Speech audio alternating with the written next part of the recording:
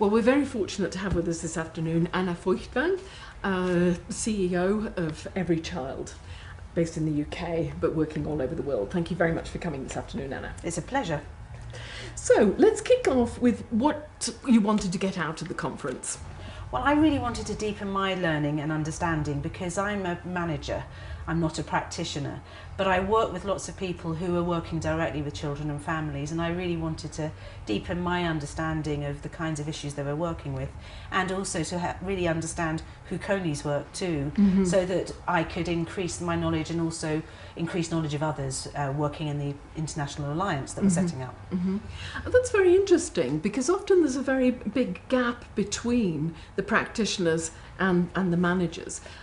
So you would recommend that managers get more involved in the sort of theoretical and practical side of what their organisations do? Absolutely. I mean, I don't think you need to be a practitioner to be able to manage an organisation well.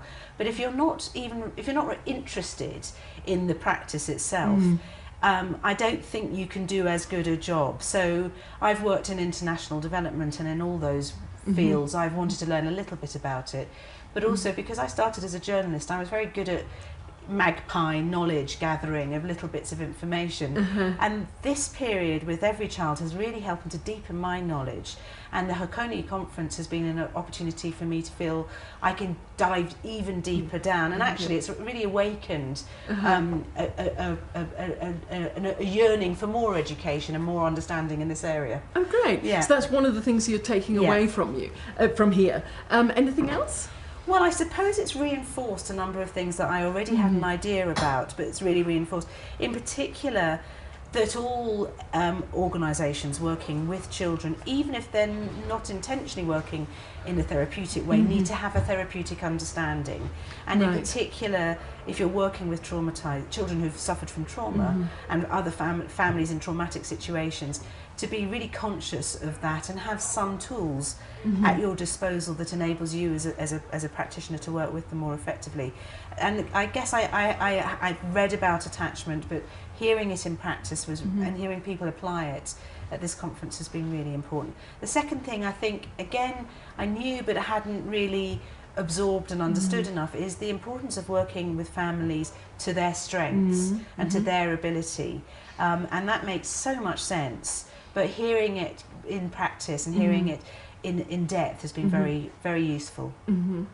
One of the things that the conference has tried to do is to emphasise practice. But conferences are a very precious sort of environment. How much do you think organisations or people coming to a conference can really learn?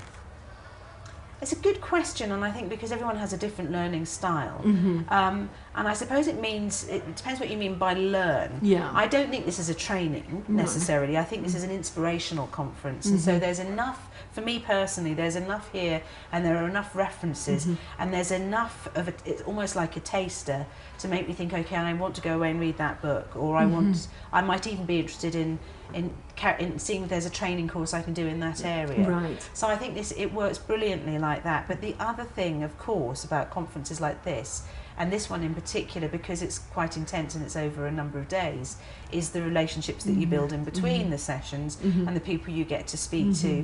And I imagine that there'll be a number of relationships that will carry on outside that may be very useful professionally as well. Right.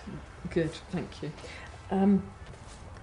So could you say a little bit more about the relevance of the themes and the practice that we're looking at here to what EveryChild does and EveryChild's partners? Right, so the particular relevance is that because we have formed a global alliance of national NGOs, all of whom work with children and families around care and protection. Some of whom are offering more of a welfare approach, if you like. Most of whom, though, do have some form of therapeutic approach to their work. It means that having a specialist conference like this, I think every organisation that's involved with EveryChild would benefit from attending this, because I think that there is a real gap in knowledge within the INGO sector as a whole. And I think there is also a fear about working in a therapeutic way, in case you raise something with a family or a child that you're not able to deal with appropriately. Yes. And so people avoid doing it because it sounds too scary and too difficult.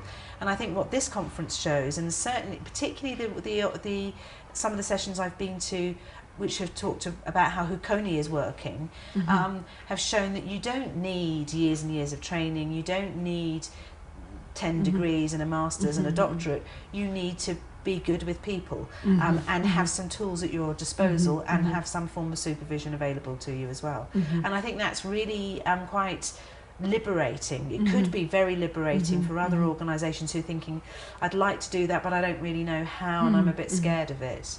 Right, okay. So you do see that the JUCONI's practices may have relevance to other organisations working in completely different contexts. Absolutely, and I think that's the other thing, is that again at this conference we've had stories from many contexts around the world. It would be great to hear more from countries with even less resource than Mexico, because I know that I'm very confident the JUCONI model would work there too. I think that there is a scepticism about a therapeutic approach because outcomes may be harder to count. To make the economic case for it, people often say it's too intensive, it's too expensive. But I think there is enough evidence, and there are sessions at the conference on evidence as well. There is enough evidence about it that I think that it needs to become part of every organisation's work in some way or other. I think it's fascinating that child protection itself as part of the international development sector is relatively new. I think it's only been really explicitly looked at for the last 20 odd years. And I think within that then psychosocial support or therapeutic support is also relatively new. Yes. And that means that there is a real need for confidence about it. And I think that's what JUCONI offers, as a really confident and replicable approach. Thank you.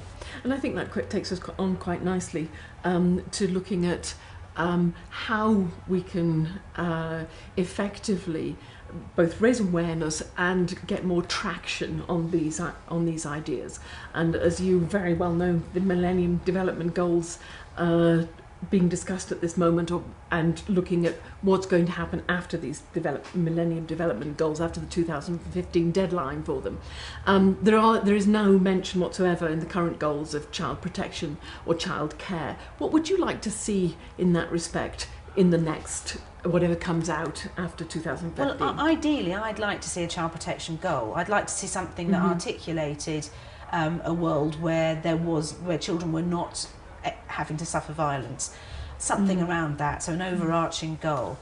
And even if we didn't achieve that, I think we could achieve, and very easily achieve, our indicators within all the other goals. Because if you think about the obstacles to achieving the existing Millennium Development Goals, you can put in indicators that show if you want education for all, then you need to look at the kids that are least likely to receive an education. And many of those will be the kinds of children that JUCONI and EveryChild work with.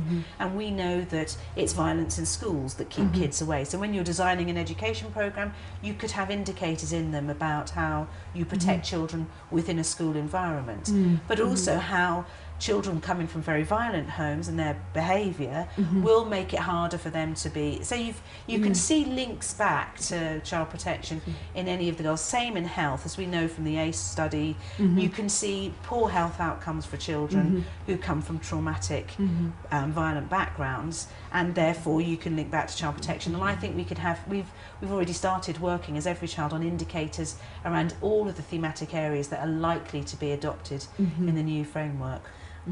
You mentioned EveryChild's very far-sighted work in setting up an alliance. Could you tell us a little bit more about that alliance? Yeah, so it's an alliance of national organisations, all working on care and protection issues with children, and mostly working, as JUCONI does, with children at the very margins and children who others don't tend to work with as much. And with a particular focus on children who've lost parental care, but not just those, it's also working in family strengthening models as well. And the objective of the Alliance is to pool knowledge and resource of all of the national NGOs so that they're sharing and learning and improving practice with each other, but also so that there becomes almost like a global resource on care and protection issues, which other people can learn from too, so that we can carry out global research based on our practice and our evidence base in country, and then carry out global advocacy based on that evidence base. And I think what we're finding is already, before we've even launched it, which happens in 2014, people are really interested in this because the evidence comes from national organisations working directly with families and children, not from INGOs. So you've already reached right out into the communities themselves, and this has a credibility and an authenticity that I think a lot of people are very interested in. My next question was going to be about the differentiators. I think you've mentioned something. I think you've mentioned the key ones there. Are there any other differentiators in this which will make this alliance particularly effective? I think the other big differentiator, which I mentioned before, but to emphasise it, is that the emphasis is not on who has money or who has the biggest resource. It's as much about knowledge. So seeing knowledge as a really key resource that national NGOs have a much more direct access to, because of the skills and practice that you have on the ground directly with families. That's a really, really valuable asset, and if we can pull that and value it and learn from each other, I think that's a very different approach. Very much so, yeah. So helping the local national NGOs' voice to be heard internationally. Exactly. So that national NGOs can have space at the table, at a global table, which otherwise they don't normally get. Right. Well, wish you all the very best of success with that You alliance, too. which we know is going to be enormously successful. Thank you very much, Anna. Thank you.